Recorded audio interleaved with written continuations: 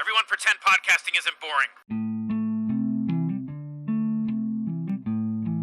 Today I talk with Juliette Fradin, who studied Antiquity Sciences, which focus on the Greek and Roman empires. I met Juliette in a hostel in Pisa, Italy. We started talking and she told me she is particularly interested in mythology. That is why today we talk about mythology, but also new mythology, collective personalities, what is called collective unconsciousness, the continuation of mythology, Pisa and multiculturality, religion and control over others and power, the end of empires and the next empire to come, polytheism, monotheism, her favorite god, why traveling techniques, and also about snoring.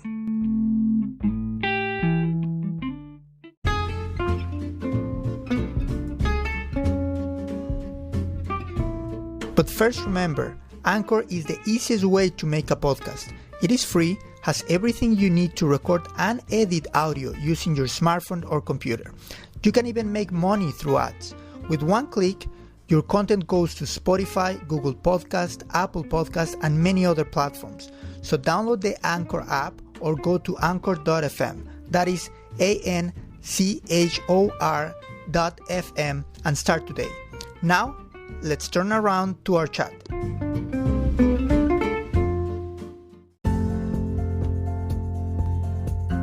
Well, since I was a little girl, I really enjoyed the reading of mythology, mythology, and my parents supported me to follow my hobby. Yeah.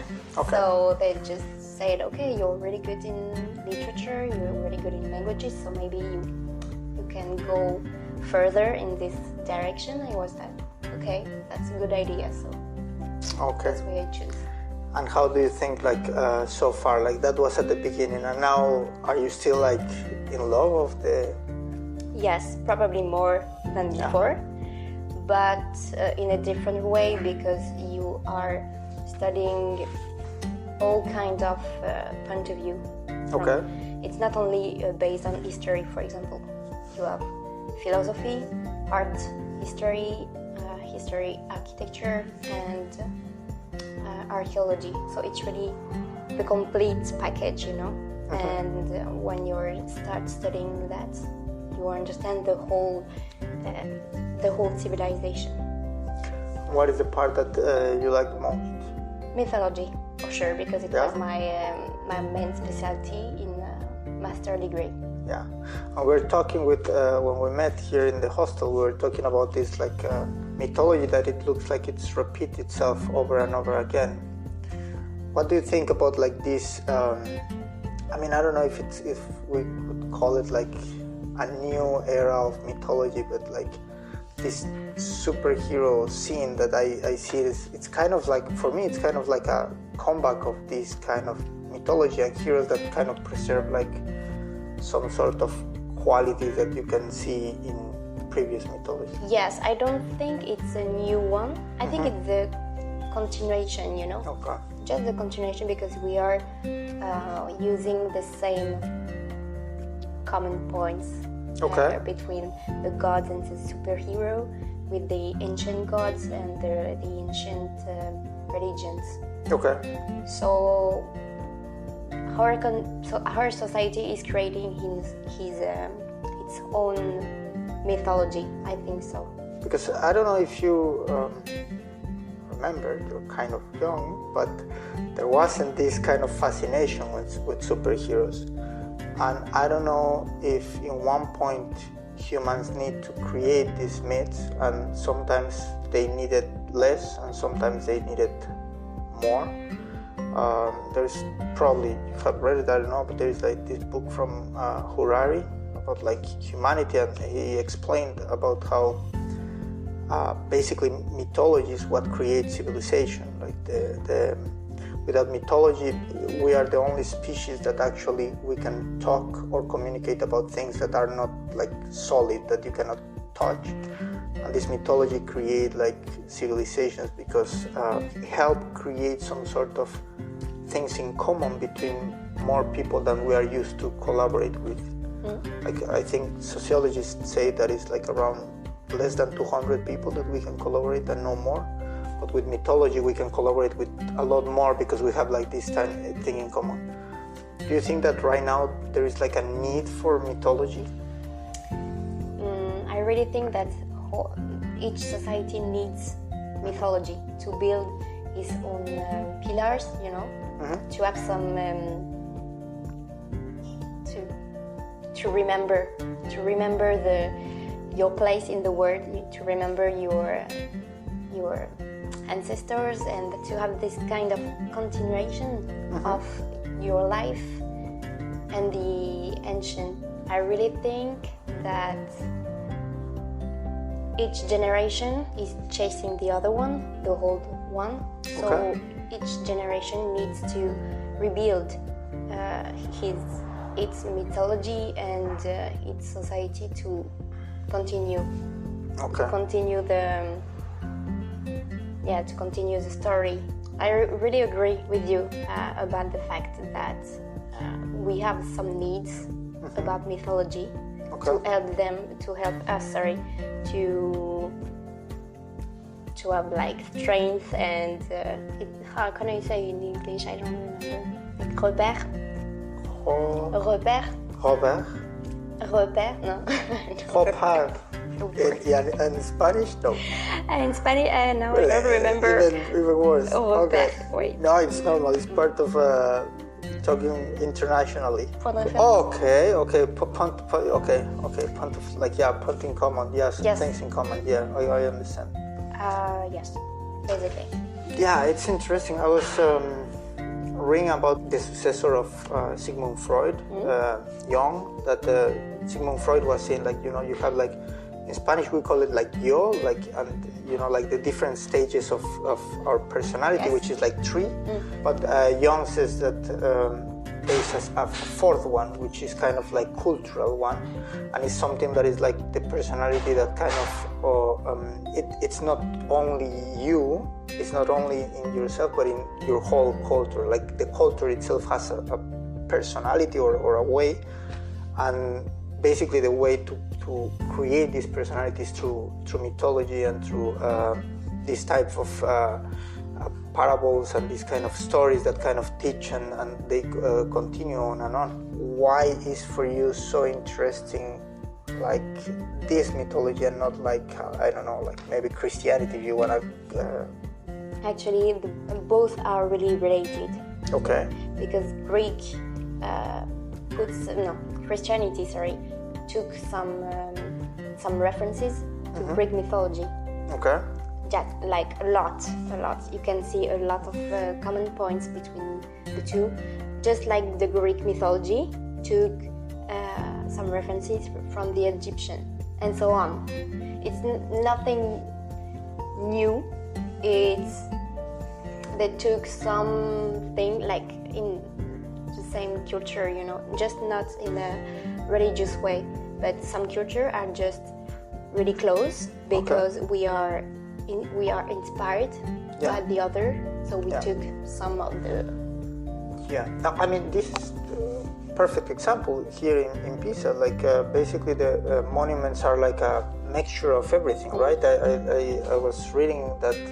Basically, since this was a very important port, like a lot of people were coming, and it was, I think, I don't know the name, but like, where people get baptized here, that it has like a structure from like Muslims and from Byzantines and like everything combined, like that. If we are a continuation and we take from everybody, why there are so many problems between religions and stuff like that?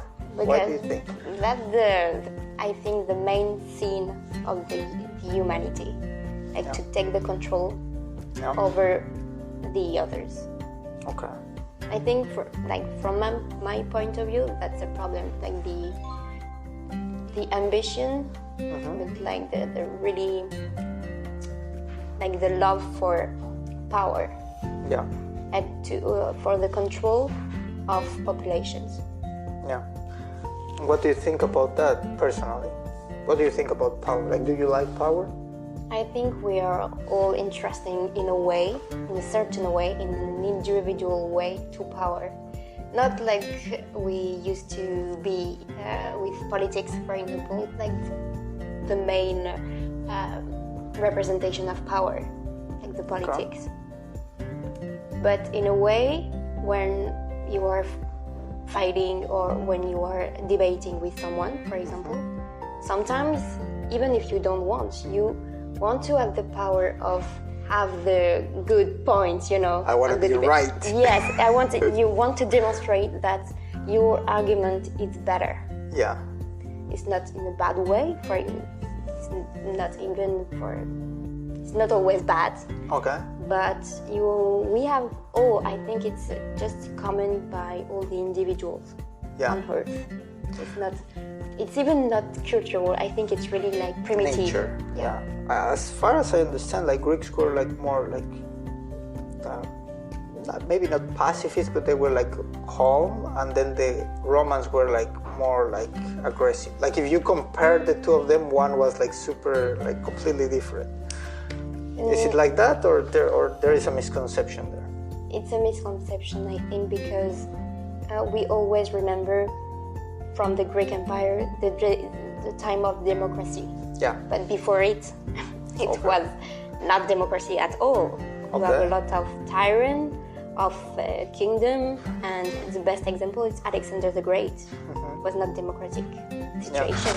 It was just the power of one person. He expanded his territory like incredibly high, like a lot, like yes, and he basically found the Greek Empire. So no, I think the Greek democracy is the main representation of the pacifism we are thinking about, but they were not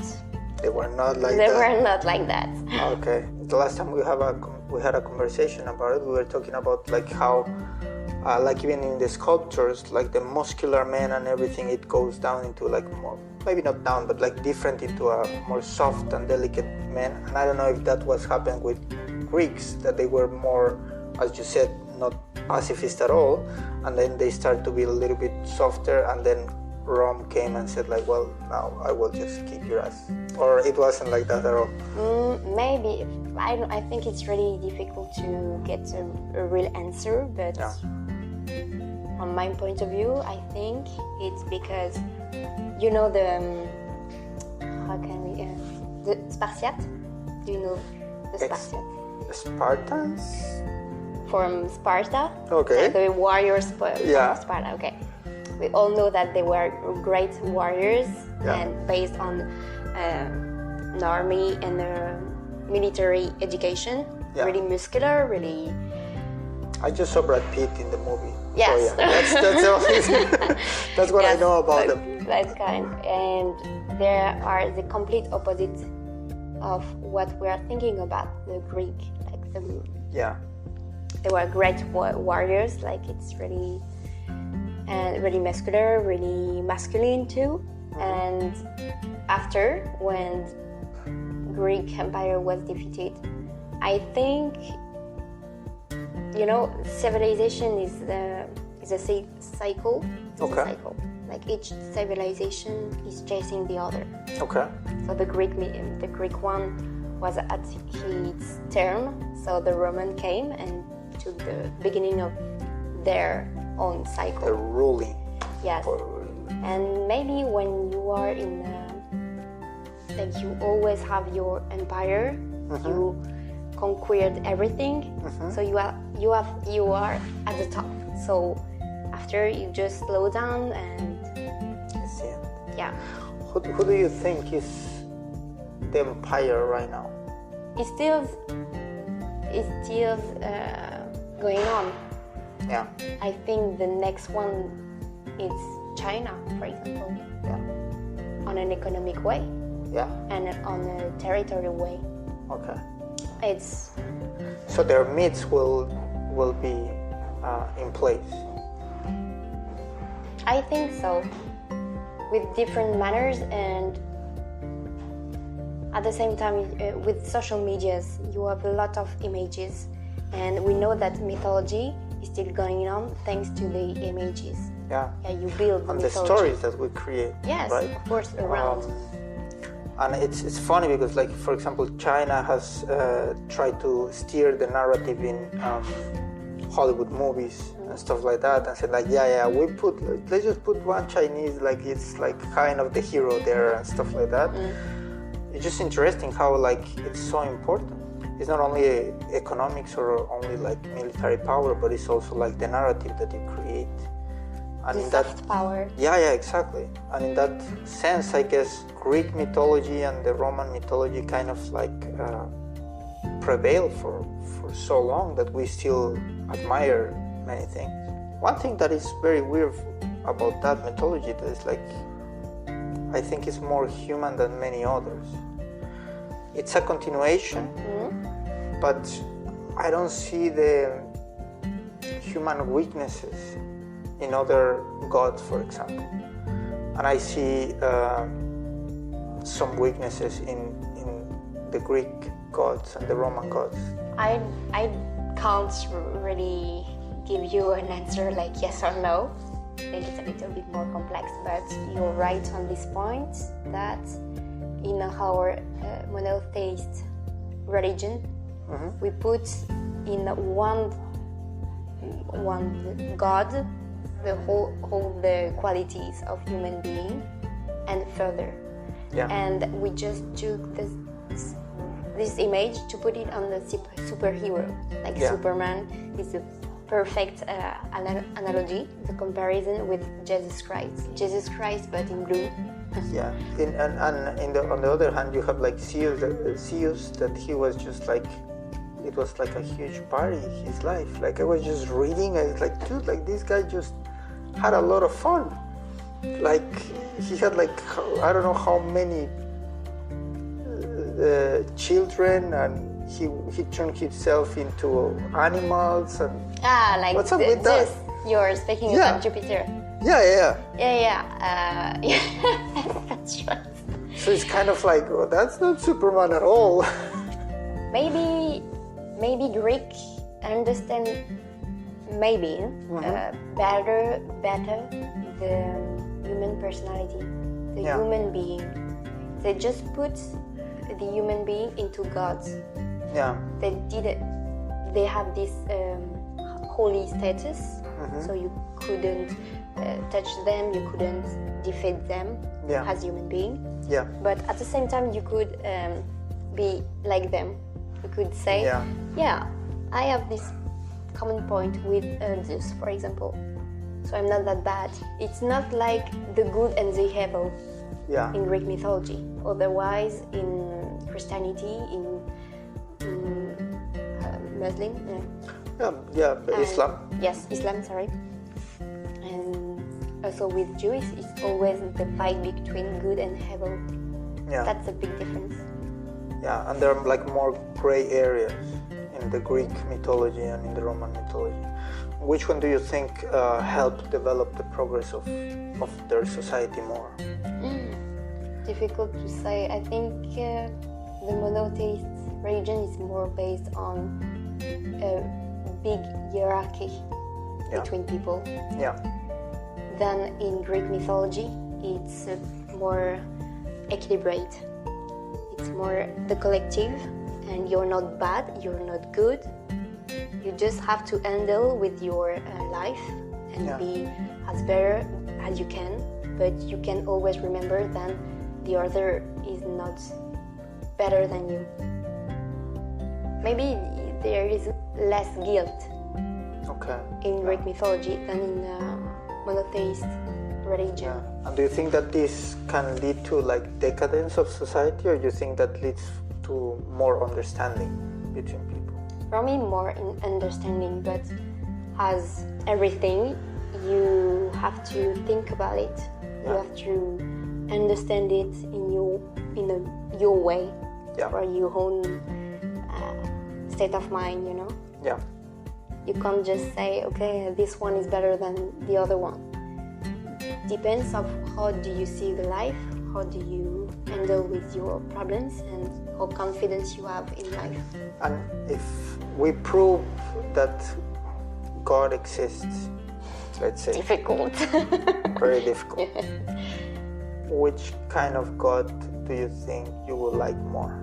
Like a Jesus kind, like a Muhammad kind, or like a Zeus kind, like more like let's just have fun and party, you know?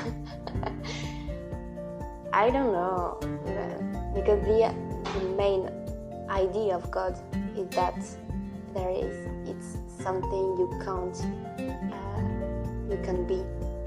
be, like really the holy status. Okay. This is more like you really can think that you are like him. So, whoa, that's a tough question. That's a really tough question. Okay, which one is your favorite between the gods, the Greek gods and the Roman gods? The one that's like, yeah, his life is cool. Or Between her the life. Roman and the Greek gods? Between like combining all of them? Well, many of them are kind of like the similar, but like combining all of them, like which one you said like, damn, like I really like the story of this. Oh, I can't be objective. It's a Greek one. It's the Greek. Okay, but which character? Ah, or which god? Which Olympian?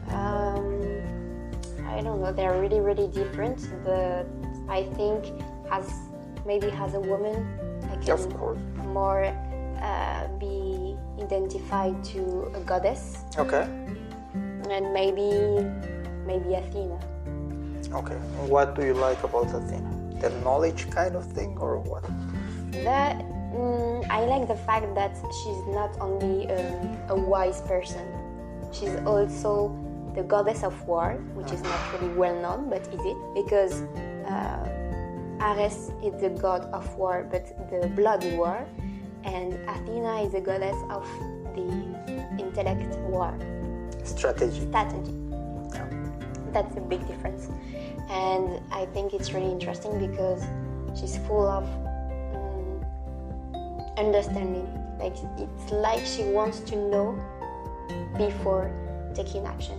It's in a sort of of course it's her representation, like the how do you say like the helmet? Yeah, the helmet and the balance, you know? Yeah. She had that because she always in a equilibrium. Yeah. And that's what I like. Do you consider that you have some characteristic? No, definitely not. I can't be. I couldn't be like Athena, of course. But I like the fact that she can be my model. I can, try to have her qualities. Like in my being life. balanced and being strategic. Yes. You feel that you're not strategic in your decisions in life? Yes, I think. Like year after year. Yeah. Yes, I think. That's why I think it's really interesting to have this kind of model. Yeah. And why mythology is really interesting, because you can find your model and it can help you every day in your life. And which one is the story that is like, yeah, I don't like that at all, or I don't like this Olympian or hero, I don't like them? I think it's maybe Hera, the goddess of marriage, because she's full of jealousy. She always struggling with her jealousy and her dependence to Zeus. But Zeus also like kind of like, because they were, as far as I understand, like she was like kind of powerful, like he was a little bit kind of like, yeah, I need to tread lightly with this person because so he was kind of hiding and I'm not going to. He's always. It's weird, don't you think? Like because he's the boss, and he hides from his wife. Yes, he's the boss, but at the same time he needs her brother, he needs her sister, his brothers, and all the gods and the goddess. He needs them. So it just can't say, okay, I'm a boss and do what I said. I think that's one of the main differences between like the, let's say, current religions and that, right? Like Yes. there is no need now. It's like, yeah, I can do everything. I create everything, and I just need. Because there is only one God, Yeah, exactly. and with all the Olympians, he has to compose Yeah. with everyone. That's a big difference. It's really interesting in that way. Do you think that kind of create a sense of more cooperation between tribes? Yes, just like in human society, you can't be just like individualist. You can't just say, oh yes, I'm on my own, I can do everything on my own. No, you always need someone, you always need the collective. Yeah. And now between Greek and Roman, which one do you like the most? Once again, I can't be objective because for me, from my point of view, Roman stole everything to Greek. I mean, that's kind of an objective answer, right? Like they actually did it. Yes, yeah, more or less. Yes, maybe because the Greek people invade Italy for a while, so of course the religion took a place in Sicily first, and after all the south and all the coasts of Italy. So I think it's just Normal. yeah. Does that mean like Romans before they didn't have any kind of mythology? They had one, but it was not as well as structured. Structured, yeah. Yes, than Greek. Okay. That's why we remember the Greek mythology and not the Roman mythology before the one that we know. So it's kind of like more solid, and it could Yes. Really structured, and a lot of myth and a lot of books writing, thanks to the development of writing in Greece, and with a philosopher who wrote this myth to expand the religion and the philosophy. And there is like a main person that created this mythology, or a group of people, or is unknown. It's unknown. But with Egyptian, they spread their religion. So of course, each territory, each group of population took some myth to have their own construction of religion. So it's not possible. Like, I guess what I'm trying to ask is that in schools and universities, they have lost hope to try to pinpoint where this actually started. I think it's kind of really complicated to do that, because before the writings we found, it was a narrow oral religion, a narrow mythology.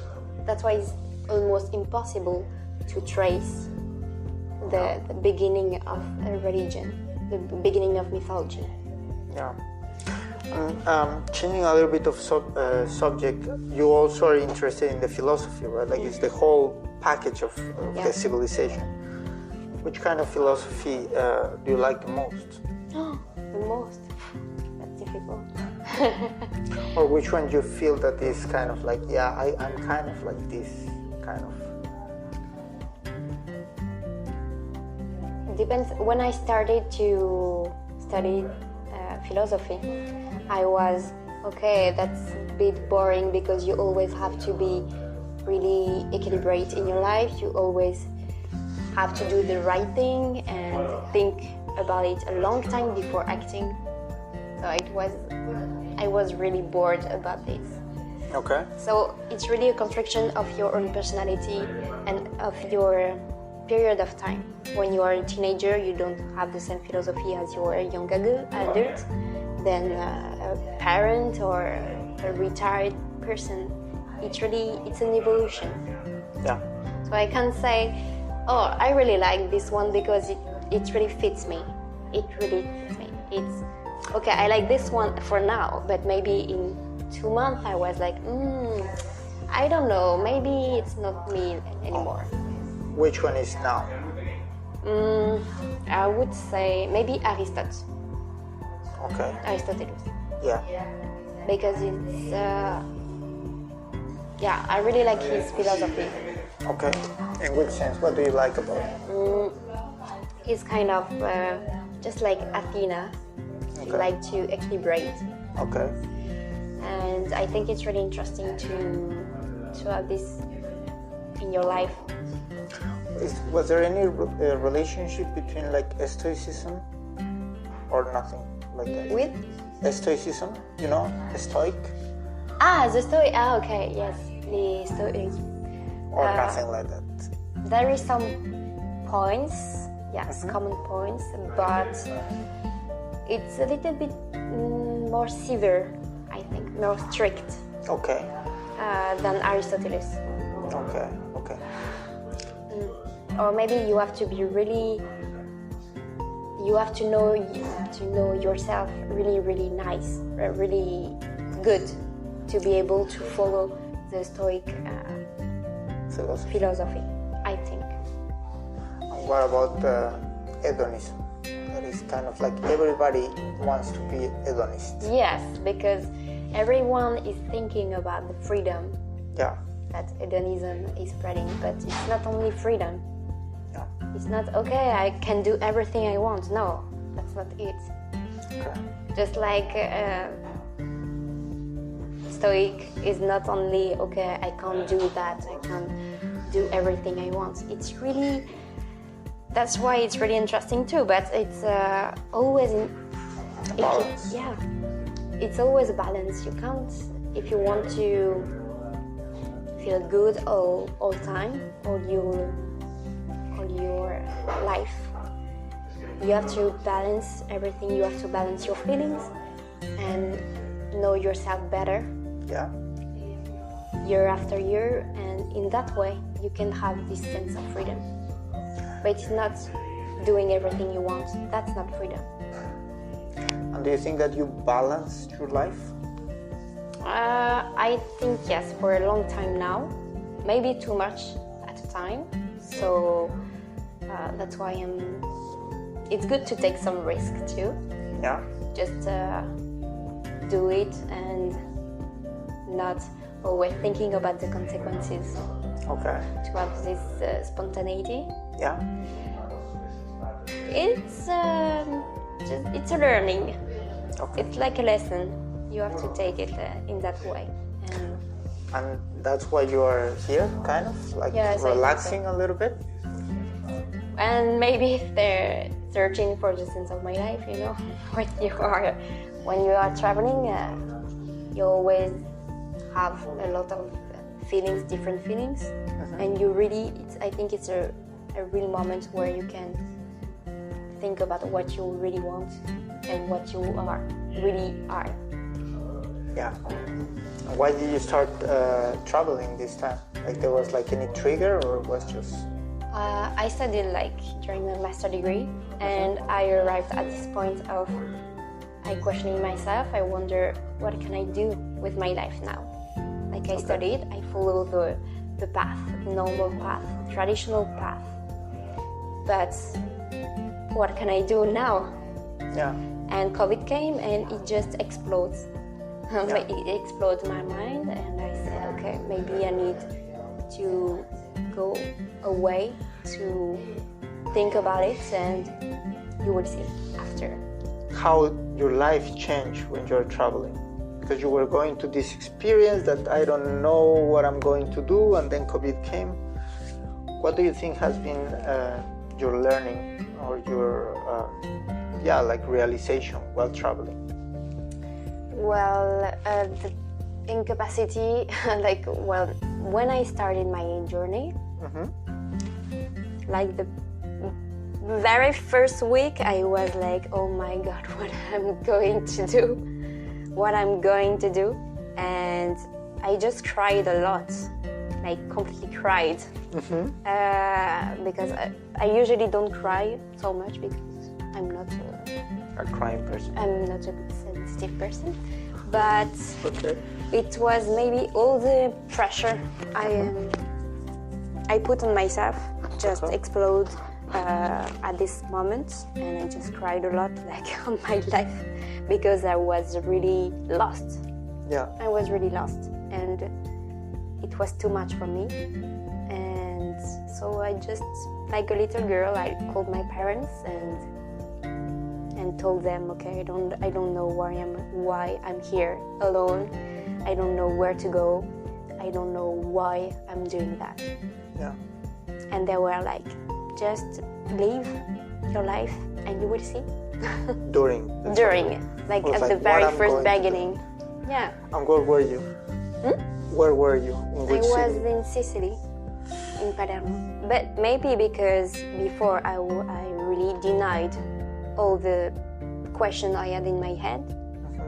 So I was like, okay, later. And it was questions related like about the purpose of your life and things like that? Yes, like what do you want to do? Yeah. Where are you going? Yeah. With your study, with your job? What the path do you want? Do you want the traditional path, or do you want your own construction, And so, yeah. And the traditional path would be like getting a PhD and then like... Yes, and have a job, find your apartment, buy it, find a partner in life, and do the traditional life with children, a dog, a house, and a car. Dog is important. Part of the construction. Like, like the perfect image. Okay, of course. No, I'm kidding, but yeah. Okay, and you don't like that path? Maybe not now. Maybe I don't know if I will like that one day. Maybe yes, maybe no. I don't really know.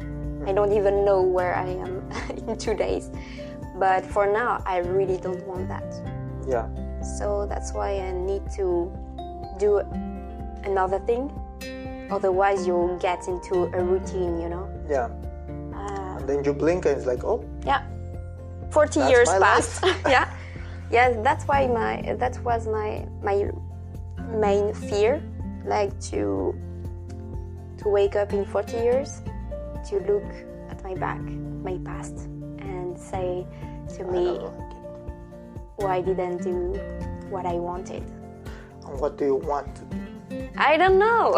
yeah, but in this search, what is, like right now you're searching, right? And your search start with, okay, I'm going to pack everything and just see the world. Yeah.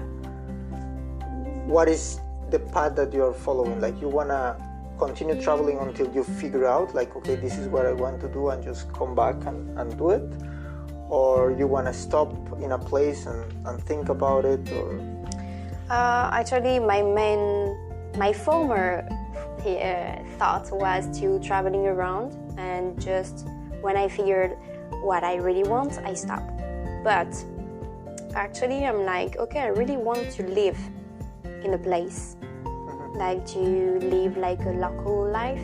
So I'm just finishing my tour for a couple of months, and after I will probably search for a volunteering somewhere and started to have a proper place, and I will see after if I want to move. Yeah. Depends on the meeting you. While I travel, I do a lot of workaways, and it's very good. Yeah, like, you that's can why stay I with want people, to try. And it's super good. I've done like many. Like a Really? lot. Yeah, of course. All A lot. over the world. All of Europe, definitely. Like, yeah, so many. Definitely, like so many. And some are super, I would say, like, some are super good, some are good, some, like, you learn. I have never had a bad experience except for one. Okay. And it was so weird because I was in Czech Republic. And since the moment I meet the guy, it was like super weird. It was so weird. It's like, yeah, because he said, like, I live in Prague. And I'm like, perfect. But we meet in a mall, and like, okay, and we talk like for an hour, and like we're going to do this or not. And then he started driving, like, this is not Prague. Like, where is It this was guy outside. taking me? Oh. Yeah, it was super outside, and then we arrived into like a very beautiful place. It was like an abandoned railway station. So like, but it was like, it doesn't look like bad. It looks kind of okay. Okay. But going to okay, so it wasn't like perfect. But I arrived, and I was coming from another work away in Denmark, and I arrived, and he said like, yeah, your room is downstairs, and I see downstairs like 3 stairs, like down, like in the basement. What? And I even said, and I was going down, and then I see like a door that is like closed with a lock, like super. And I tell my friends from the work away in Denmark, like, you know, like, I'm sending you my location. Yeah, we never know. If something happens, Oh my just like, God. I'm here. But anyway, like, it was super crazy because he was just okay. He was from Australia, and he bought the place, or I don't know, but he had so much bad luck. It was incredible. Like, he was just like, I don't know if you have a saying in France, but we have like a saying in Mexico that is like, there are people that they just like, we say está salado, like everything goes wrong for him, like everything. His neighbor punched him in the face. They want him to kick him out from Czech Republic. What? He was like so bad luck, and there were some girls from Spain there, and he kind of felt that I don't know, like something was going to happen between me and them, and he didn't like it, and it was super weird. It was super weird, but it was so funny because after that, he literally told me, you know, like, I think you should leave. And I was like, okay, but like what I did or something. And he was like, I think you just like the environment in the place has changed since you arrived. Dude, like you're not what I did. So like, yeah, just the environment changed, something like that. Yeah. What? Yeah. But, What is the argument? the thing is that I don't know if you have. Maybe like I shouldn't say it like that way, but whatever. The thing is that the friends that I have from Spain, particularly women from Spain, if you tell them not to do something, like, that's not a good idea. Probably they will do it more. So this guy was telling them all the time, like, you know, don't do this and don't do that. And so they were doing the opposite. Of course. Or like coming to see me, and he was like completely against that. He was so completely against that you can say like, good job, like not even touching like good job or nothing between the workawayers. And well, he said like, yeah, I think you should leave. I was like, well, dude, like, you're telling me like with 2 days, like, what are you talking about? Like 2 days, like, I will not find a place, but I found a place with a person that it was completely the opposite. I was so incredible because it was completely the opposite in all ways. Like, this guy has like his railway station, and the other one has nothing. But the first guy was like super like sad or angry, or I don't know, and this was super happy. The first guy was like super alone, like he was lonely, like completely lonely. And the other guy has a wife that was like, I could not believe it. Like, it was like beautiful, like incredible, like a princess. It was incredible. And in one point, it was so incredible that in one point, because we became very good friends, and at one point I asked him like, dude, like, I don't want to disrespect, but like, how why you have such a beautiful wife? Like, what's up there? Fine. Like kind of, I mean, not like that, but kind of like trying to like, bro, like, how? But it was so incredible to see the contrast. Like, the second person, everybody loved him, and this one, everybody hated him. And like, it was incredible. But he was so well known that later I was in Romania, and a girl from Czech Republic, I told her I was in Czech Republic and I stayed in a railway station, and she said, with the weird guy from Australia? I was like, yeah, like, wow. Everybody in Workaway know him. I was like, dude, it's so incredible. And it's still on Workaway? I don't know anymore. Like, and it was so crazy. I think he was bipolar or something, because later he told me, and you, Juan, are you going to stay or leave? I was like, dude, like, you kicked me out. Like, what are you talking about? I was like, I'm going to leave. And like, he was very weird, and people in the workaway around, like, you know. But, well, maybe I extend my story too much. Well, good to know. I know now it does. Maybe that's what I was trying to say, like, you know, with the story, like, there are good experiences. Most of them, I would say, like 90% are like good, like probably 99. But eventually you reach like people that are like, what's up? Yeah, of course. It's so weird. Yeah. But I think you will have a lot of fun. Do you have anything in mind that you want to do? Maybe I don't want to work with children, for example. Like, I really don't like it. Yeah. And maybe not in a farm too. I really like the city. So maybe working in a hostel. Yeah. Yeah, it would be nice. In Italy or other countries?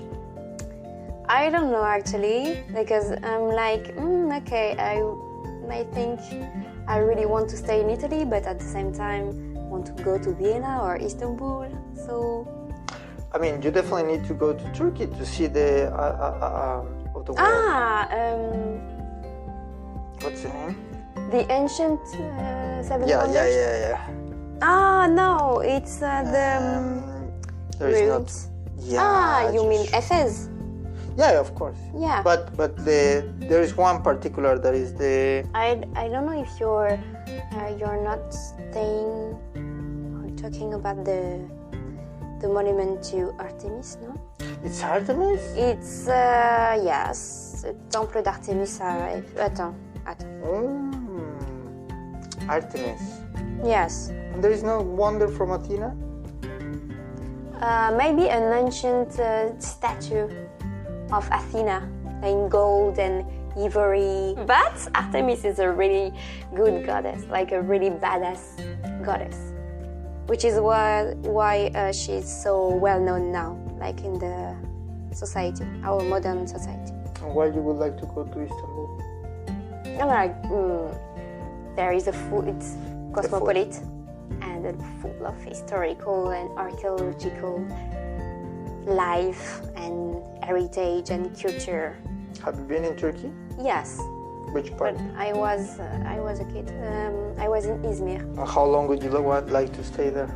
I don't know. I didn't ever plan to go there. So I don't know. I will see. But there is also a lot of Greek and Roman things, right? Like, it's incredible. I think they just discovered another Colosseum there. Really? I think like 6 months ago or something. And they are like excavation. Like, it's completely. Wow. Yeah. And it looks big. Where? I don't know, but I can tell you. That definitely is a right fact. It's not the wrong fact. Discovered in Turkey a new Colosseum. But it was, I mean, it looks. Have you been in the Colosseum here in Rome? Yes. Is it worth it? I was a little bit disappointed, but it's still a piece of history. Yeah, the thing is that because I travel Turkey like a lot, and I think they have a lot of Roman and Greek and a lot of stuff. And I think, like, to be honest, like Pisa, I like it, but the rest is kind of like a little bit disappointing. Yeah. In comparison with the, I saw the David and Michelangelo. Yes. And it's good, but it's not like, I don't know. Mm-hmm. Maybe I don't have the knowledge. Probably you.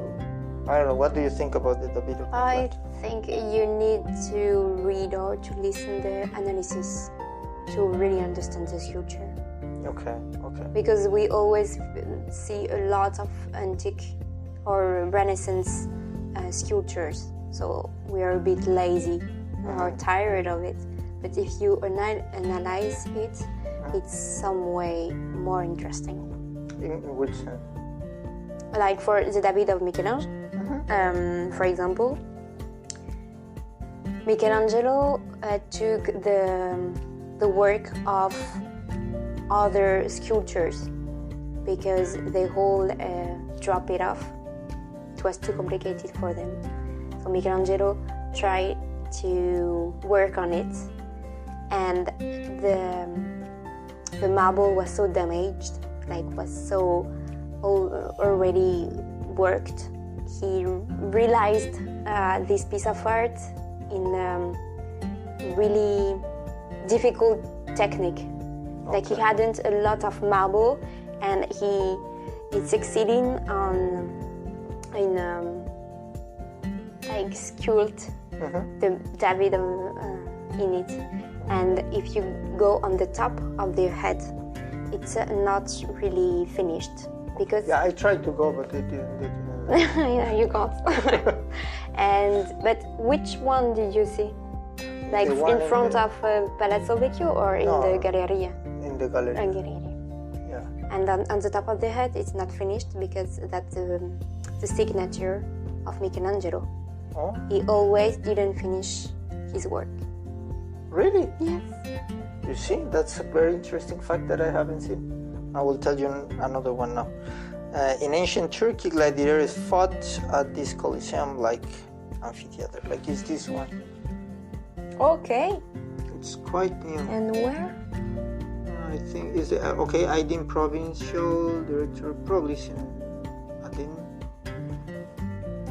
Yeah, Western Turkey. So they are just excavating. Looks nice, right? Can you imagine like working on excavation? Why you didn't choose to do that? Yes, because most of the time it's not like you are discovering the mausoleum of ancient Greek or ancient. Most of the time, like we always thinking about the Egyptian, excavation, but that's really not like not that.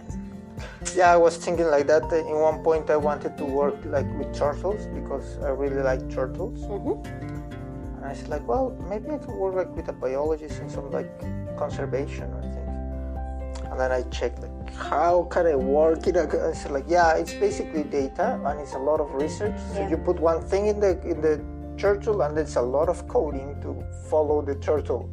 It's basically staying in the computer all the time. I was like, dude. And I guess from archaeology, it's kind of like, it's just analyzing and analyzing. And you're just like, okay, that's interesting. You're searching on the floor, on the ground, but most of the time you don't see anything. You don't find anything. So you can stay the whole day just to say like, I just swapped the floor. Yeah. And I saw nothing. Just like in farm, So I don't know. No. But well, there is another reason why to go to Turkey. That's really interesting. Even for the future, for the understanding of the archaeological ruins. I was thinking right now, it came to my mind. Is there any, like, what is the root of French mythology? Well, we had the ancient gods before Christianity. And before Roman Empire, it was ancient gods, but I don't have many things to say about it. No, because it's not really well known. Yeah.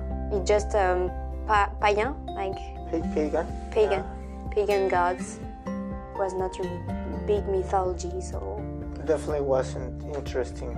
No, I think it's always interesting, but it wasn't spread as the Roman and Greek mythology, so we don't have so much information about it. You have been here in Pisa for a long time, right? You have been. Have you been in Pisa for a long time? Not really, like maybe 2 days, 3 days. Oh, really? No. I thought you were like, because like it kind of looked like you made your own home in the hostel. Yeah. Like, you know, like. I always do that. Okay, that is not because bad. I'm always in hostel, so you have to install. And you have your. What is your technique? Like everybody has technique. Yeah. What is your technique? My technique is my bag. Like it's really a good bag, so I have my. Decathlon? Yeah, of course. Everybody uses What else? Everybody uses Decathlon. Okay. Yeah, like we are maybe 3 of us in the room has the same towel. Actually, that I stole it. Okay, from another. I mean, not stole, but in a workaway, there was like somebody left and said the guy, "Hey, can I take it?" He's like, "Yeah, take it." Like, "Can I take that sleeping bag?" "No, that's mine." I was like, "Okay." So I only took the thing. But yeah, we have that. Decathlon is it's not so expensive. So it's practical. But mine is not Decathlon. It's not Decathlon. What is it? It's from the Netherlands. Okay. But I bought it in Mexico. But it's from the Netherlands. That's for the big backpack. Yeah, but you know what? I really regret it. Really? I mean, I love it. I like it. But before, I was traveling for a long time with a backpack that is like 6 kilos. It was perfect. 6 kilos? It was perfect. What? Yeah. Now, because I'm doing the podcast and everything, but before it was like 6 kilos, it was perfect. Perfect. How did you put everything? Well, the thing is that everything was that was everything. It was just like just some t-shirts and so like it wasn't that much.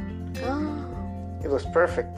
Yeah, 6 kilos, you can just go around. Oh. But this one is like 20. Yeah. It's not very good for the back. Yeah, it's on short period, no? You have it on the back. The thing is that right now I don't have like a home in Mexico or something like that. It's kind of like that's my home. Yes. So it needs to have a little bit more. Yeah, than 6 kilos. Yeah. But anyway, which one is your technique? Like, for example, do you prefer bunk bed or top? I think the better is top bed. Oh, really? Yes. Then why you? Yeah, because I was on the top bed for a long time, so I decided, okay, I want to change, and I put it.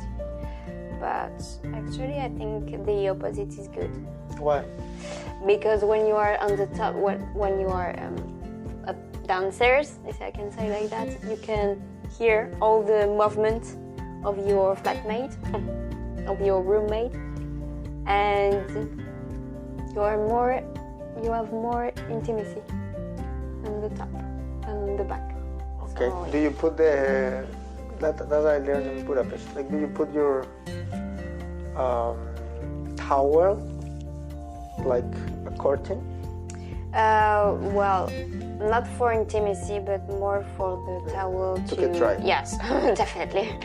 Yeah, I do the same. I think I little by little I developed like a bunch of rules of how to travel. Yeah.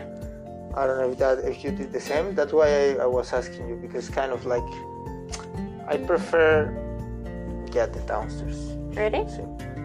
Yeah, because if you want to change or you want to take a shower or something, let's say that I take a shower right now, where I put all my stuff if I'm dressed, like sit. Yeah, that's the main problem of being on the top. You're right. That's why I really wanted this bed, but I agree with you. And you prefer city instead of like countryside? Yeah, definitely. I'm a city person. Yeah? Yeah. I really like a countryside, actually, but for a short period. Yeah. Otherwise, I need population, I need noise, I need pollution. Where is my smog? Yeah, exactly. Yeah, I really need all of this. Like, would you live in Paris? No, I live, well. But would you like to? Yeah, maybe. Yeah, maybe. Maybe not for all of your life. About Paris now. Yes, because it's not really... the Parisian personality is not really interesting. They're all stressed out. They are not really welcoming. I mean, that's city. That's a capital. Like in any country, well, almost any, big countries, capitals are kind of like a problem. Yes. Right? But that's what you like, not that much. Well, I prefer the ambience of small cities or mid cities, but at the same time, in the capital, you can have everything you want. Like it's full of people, full of architecture, art, sciences. What would be your dream job? My dream job? Yes. Working like in the Louvre and stuff like that? Because you need to be in a capital for something like that. Yeah, of course. Yeah. Well, and in a special countries, I think. Yeah. Can be everywhere. I don't know what is my dream job. I actually like to move. So staying in the same city all the time, I don't know. So you're kind of like gypsy, kind of like. What would you? How do you define your style? I'm not Do a you nomad. have a style? I'm not, because I like my comfort, you know. Like, for example, I really dream about my own bed and my own bedroom. When you come to this bed to dream, you dream about the other beds that you left. Well, I had so many hostels now, and I had so many flatmates who were really nice. There are some that are horrible. And some, you're like, let me tell you something. God. You told me something I don't know if you know. You snore. Me? Yes. No. A lot. No. Yes. No. I can guarantee you for sure that. What? But strong, eh? That's not me. It's you. No. I swear. No. I swear. What? Yes. No, you can't say that. I swear to you. Yes. What? Yes, you snore. And you snore in a very particular way, to be honest. Are you sure it's not my flatmate? It's not, or your flatmate, or maybe you? No. But it's funny because you snore until you stop, and then you don't snore. Huh? Like you snore like, and in one point you're like, stop. What? I swear. No, oh my God, no, I don't want to be this person in the room. I really hate people who snoring. Well, I can record you if you want. Like I will stay one more night so I can record you snoring. I need to record me. I really want to hear me. Like. Yeah, but it's kind of interesting because it's like in one point you stop. Hopefully. Like your own snoring make you stop. It's like, hopefully. And then you want to be like, my God, no, I can't snore at my age. No, in 50 years, okay, but just now, no. I'm sorry. No. I'm sorry to be to give you bad news. How can I snore? How can I stop snoring? Maybe it's the bed. Maybe it's not like you are not used to this uncomfortable bed. I don't know. But I'm pretty sure because it has been 2 nights. And people have been rotated. And it's the same snore. The same snore? Did I wake you? No. The thing is that I'm super duper. Like if you have been in a hostel, I'm completely used to sleeping in hostels. Like for me, it's not a problem. Like 0 problem. But definitely, like she started like, oh, okay, she will stop. At one point, her own snore will stop. No, I don't want to be this person who's snoring. No, I really don't like it. I really don't like people who snoring like heavy. You don't snore heavy, but definitely I thought like, okay, like this is a dude snore. To be honest, but it's like, oh God, no, I don't want to snore. Maybe I can record it. I really want to. I don't like snoring. It's not bad. Yeah, well, I don't want to snore at my age, you know? I'm too young for that. I'm too young for this shit. Actually, the snoring, it's a common joke with a French mate I met in Palermo hostel. Okay. Because we were in the same dorm and we were 6 people or 8 people, I don't remember. And during a night, oh my God, the worst night, there was one guy who snored, but like a lot, like a locomotive, like a train station. Some people is horrible. And everyone was wake up. Yeah. Like everyone except him, and we were like, oh my God. Let me tell you something that I did in Budapest. Like that happened in one point, and everybody was like super polite, and but like I'm not very polite. So I really said hey bro, he was like, what? Listen man, you're snoring a lot, and it's not a problem. But if I cannot sleep, you will not sleep, motherfucker. What the fuck are you no?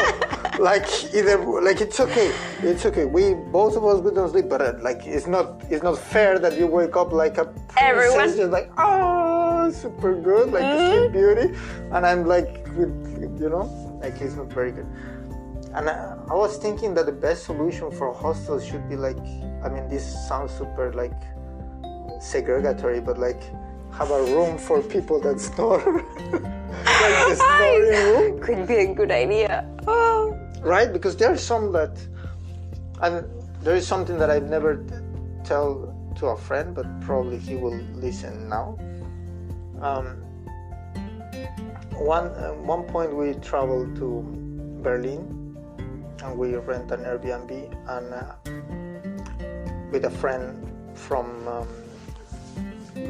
school. It was two friends, one guy and one girl, and the guy was snoring incredible, to the point that I said, you know what, I'm going to sleep in the other room with the girl, and I'm really sorry. And they had he liked her, but I was dude, it's just I'm sorry, but I can't sleep. So I went to the other bed. First day was super good, but then she got sick. But I just can't sleep. So I was staying with her until one day, I don't know what happened, if we get too close or something, but then I got sick. Oh, wow. I was the worst sick flu ever. I don't know what the Berlin germs have, but it was the worst that I have had. And then we arrived to Denmark. We were studying in Denmark, and I had to deliver a final paper. And I delivered shit. It was bad. It was really bad because of the flu.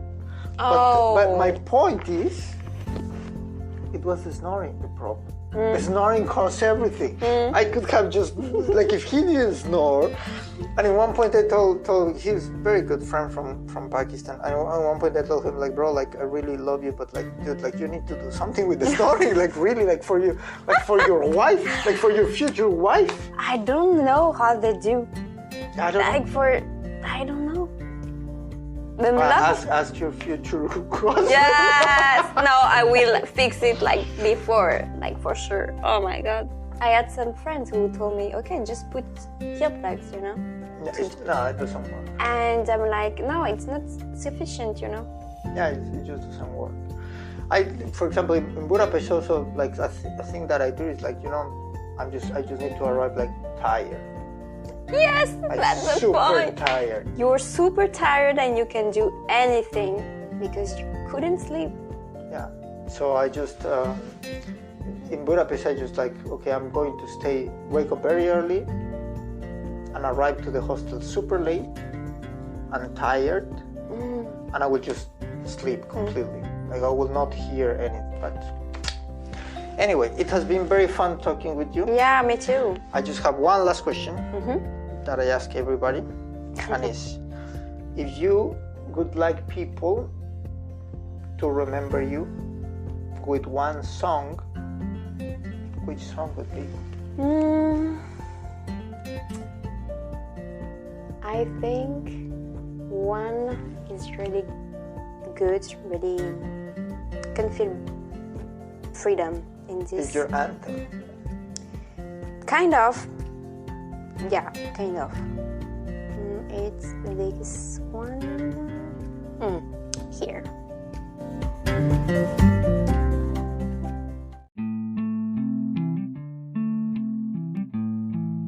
So, what do you think about today's episode? Don't forget to share your thoughts answering the polls and questions in the Spotify version of this podcast. Remember that in the description there are links to the interviewee song. You can also listen to the Spanish version of this podcast with different guests, or listen to it into different platforms. If you want to watch videos about my travels to different countries, visit my YouTube channel. You can also support me in my Patreon, Buy Me a Coffee, or Anchor page. In all of them, my username is OneAround. In Facebook, Instagram, TikTok, and in all social networks, you can also find me as OneAround.